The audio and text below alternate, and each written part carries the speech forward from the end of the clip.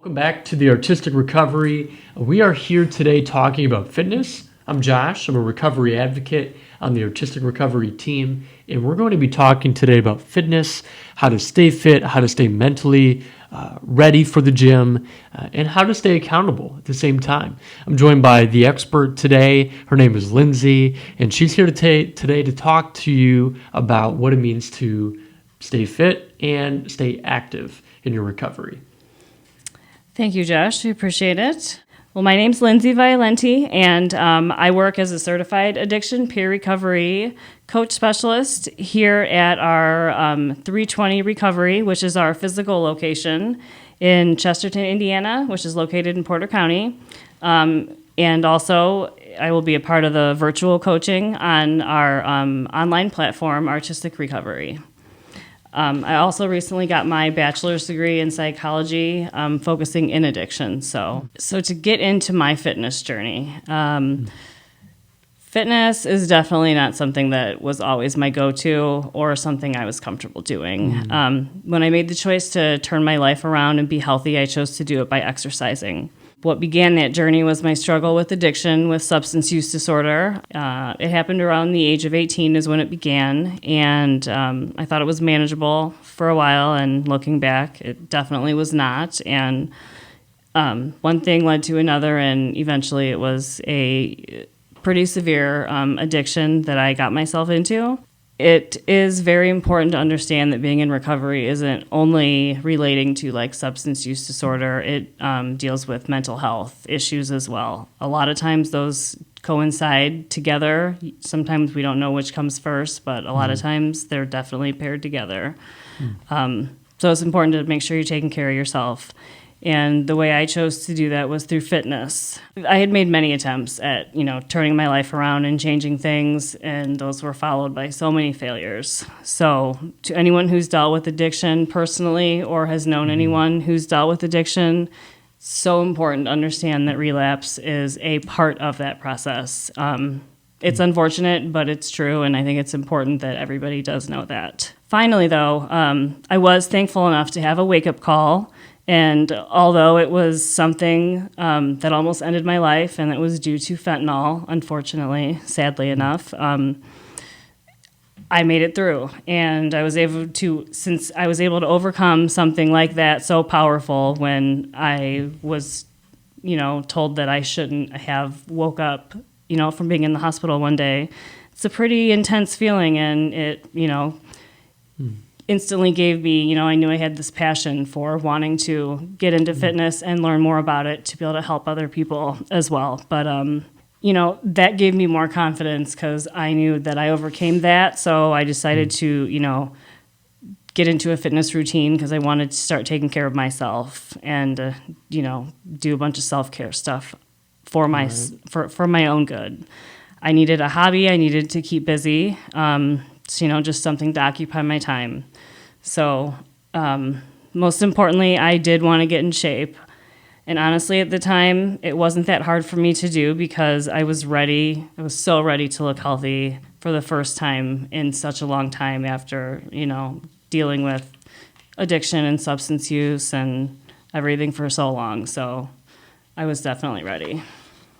It probably took a lot to mentally prepare for that, to be ready for recovery and be ready to take that step. So if you were to go back and, share what that's like to mentally prepare for taking that step, we're talking today about fitness.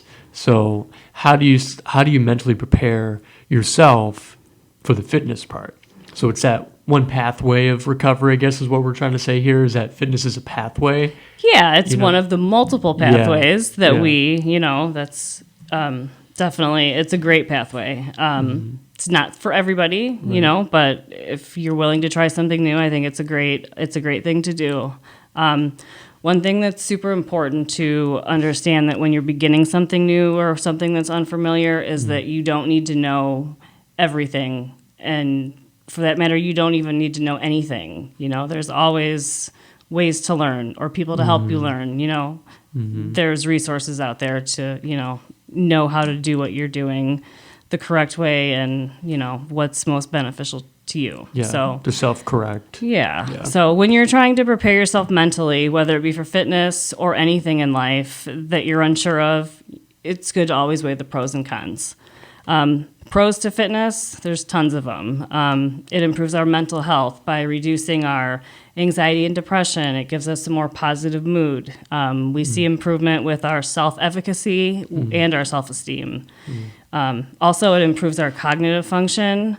And exercising has also been found to reduce symptoms that cause negative thinking in the part of our brain that deals with social anxiety, which is something that we'll kind of dive into going forward a little bit later. But honestly, when it comes to cons regarding fitness, for me, in my opinion, there's not much that comes to mind. The only thing that I could think of is, somebody not, recognizing the signs that their body's telling them, and, they're straining themselves when they're trying to, because they're pushing themselves too hard. So, it's always important to listen to your body, know the limitations. If you are feeling pain in some area, or, you're concerned about something, it's always good. You can always talk to your medical professional and, see if what you want to go do is okay, and get their opinion on it, and, take that however you'd like.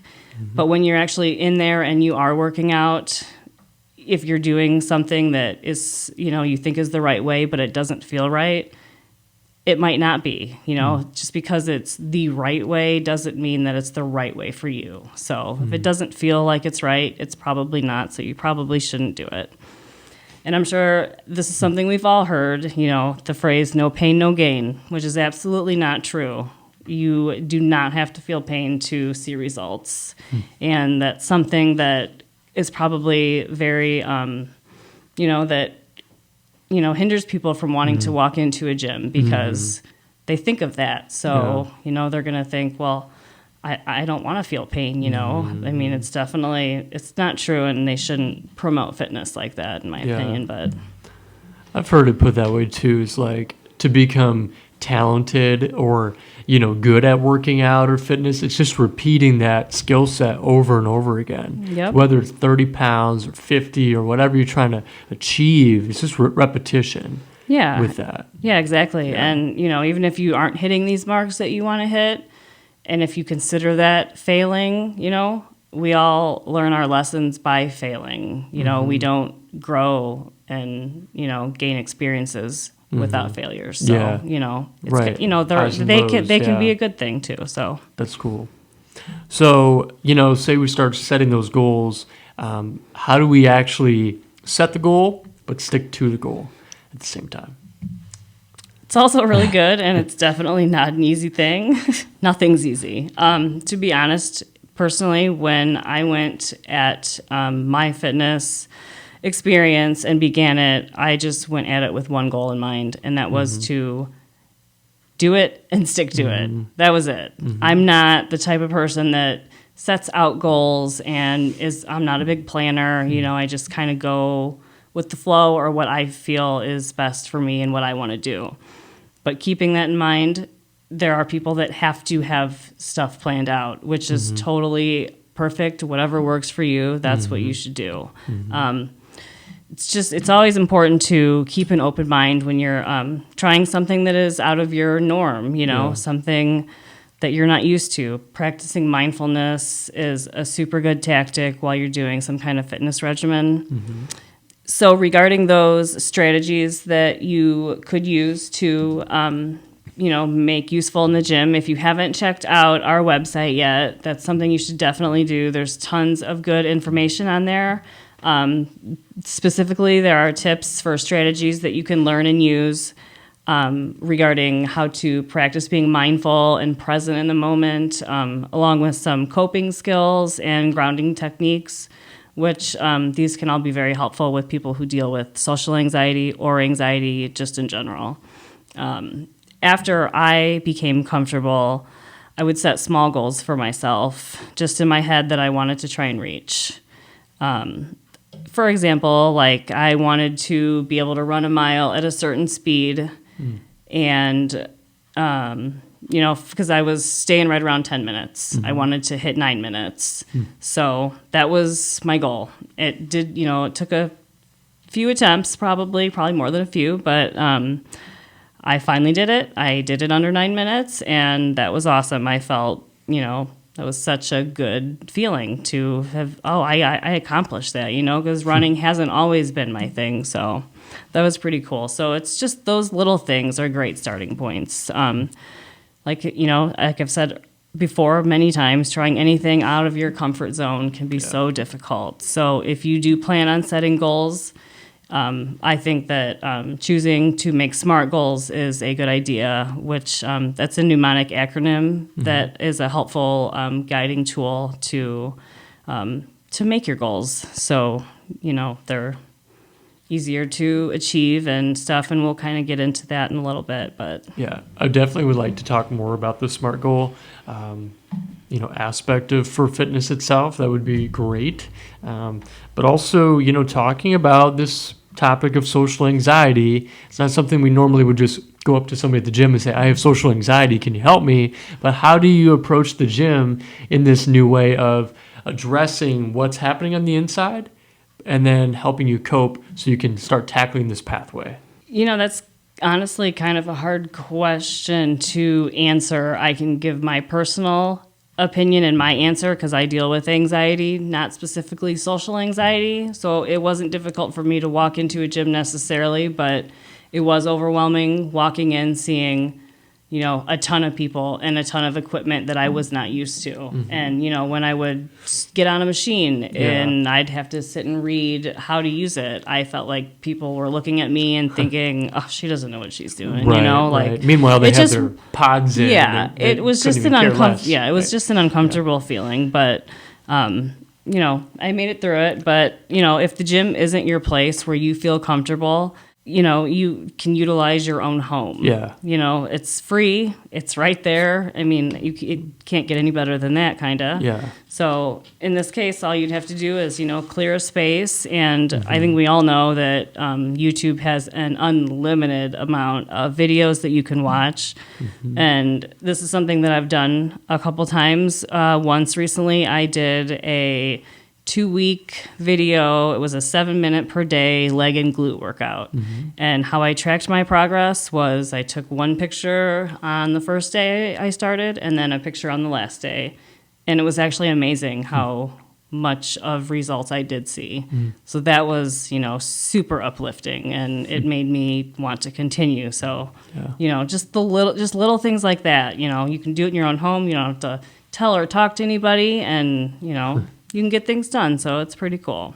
Also, if you like to run, like I sometimes do, going outside is great because you get the sun on you, you get to feel the weather, the breeze, or even the rain, Yeah.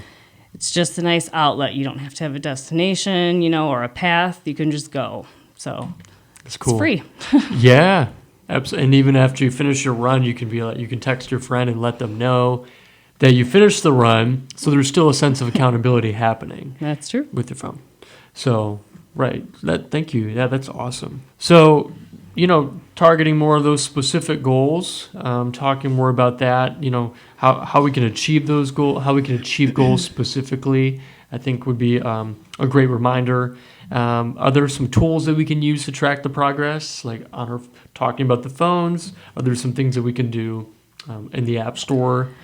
Yeah, definitely. No, well, as we all know, there's, thousands and thousands of apps that are out there, probably specifically related to fitness, running, working out, whatever. And many of them are free. Some of them do cost money, which I choose not to pay for an app because there's too many free ones out there that are very useful. When it comes to running, I have an app that's called Runkeeper, and it will track the exact path that I do. It'll track how fast I'm going and the pace I'm going, and at what point am I going to reach a mile, and what time, how long that's going to take me, the pace that I'm going, and True. If I save every one, I can go back last month, I can go back last week, I can even go back to last year and Cool. compare everything, and it'll show me achievements that I've made along the way, like, oh, this was your fastest time and stuff like that. So Wow. that's pretty cool. That's one that I use. There's tons more. A couple other ones that I've heard are really good are there's the Nike Training Club, there's the Nike Run Club app. There's also a daily yoga app. Yoga is not something that I'm super familiar with, but if yoga is your thing, then you might want to check it out.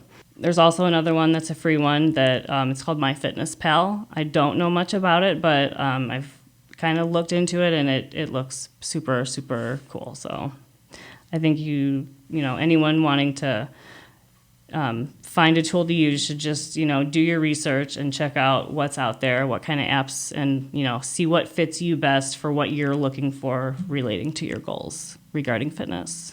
Something that I've learned, and this might be a common term for many people, it might not be, but SMART goals are something that's very, very, it's a very helpful tool for people to use. Right. It's a mnemonic device. It stands for be specific, measurable, achievable, relevant, and time-based, right. SMART. So be specific with what you want out of your goals and what you have set.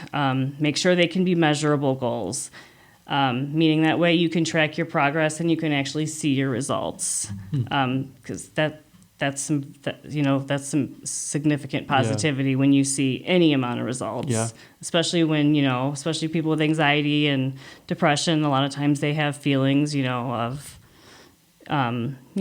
pessimism and, they're not very optimistic. So it can be hard. So you got to make sure you set the goals that you can, reach and achieve, which is going to lead me to, make sure that they can be achieved, meaning don't set the bar too high, because if you aren't able to reach what you've set, you're going to feel defeated, and that's not a good feeling. And sometimes that can be, something that deters people from going back into the gym. And be sure the goals that you set are relevant to what you want to achieve. Like if you want to lose weight, figure out a specific way, to do that. Don't say, I want to lose 20 pounds in 1 week, because that's, unlikely. And if it does happen, it's probably not happening in a healthy way. So just be mindful of, the time that you're allowing yourself to achieve these goals in. I think that's very important. Well, before we close, was there anything else that you wanted to add about fitness or encouraging the listeners today, those that are watching, to get started with their recovery journey? Yeah, just, don't be, it's easier said than done. Don't be scared. Don't be hesitant, but just know that you can do it. It's not like, fitness is something everybody can do, no matter if you're, walking or running, or if you're just doing, a couple squats or 50 squats. I mean, any activity is, good activity, as long as you're doing it in a healthy way, of course. So just know that as long as you, put the effort in, you're going to eventually see progress. And that's important to know. Yeah. It's all about making progress one day at a time. Yes, exactly. Sometimes 1 minute at a time. Exactly. And so, Lindsay, we want to say thank you for being a part of today's show and sharing your expertise and your passion for fitness. Today, we have added to our library of available podcasts, videos, and blogs, which you can find at artisticrecovery.org. So please be sure to check out more information there. And Lindsay, thank you again for being a part of today's show and sharing more with everyone about your passion for fitness. Thank you, Josh. I appreciate you hosting it.